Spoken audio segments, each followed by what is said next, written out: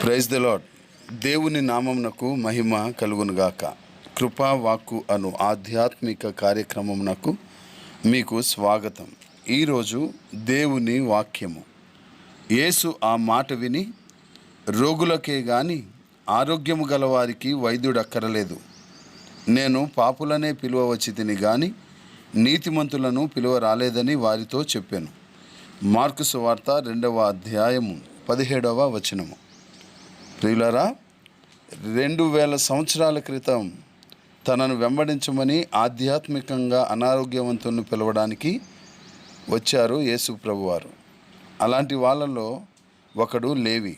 సుంకపు మెట్టునొద్ద కూర్చున్న అల్ఫై కుమారుడగు లేవిని యేసు చూసి నన్ను వెంబడించమని అతనితో చెప్పారు.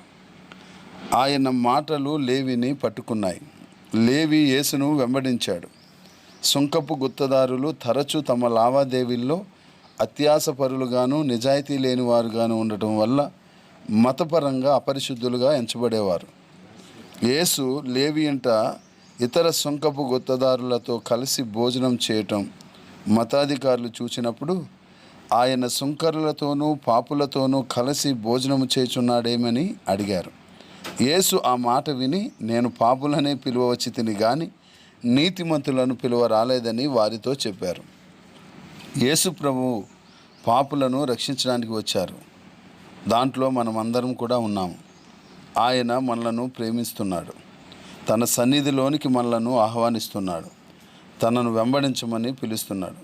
మనం ఆయనతో నడిచే కొలది ఇంకా ఆధ్యాత్మికంగా ఆరోగ్యవంతులం అవుతాం. ప్రియులారా, ఆహ్వానించే యేసు బాహువులు ఎప్పుడూ తెరిచే ఉంటాయి. ఆయన దగ్గరకు వెళ్దాం, ఆరోగ్యంగా ఉందాం. అట్టి కృప దేవుడు మనకు అనుగ్రహించునుగాక. Amen. God bless you all.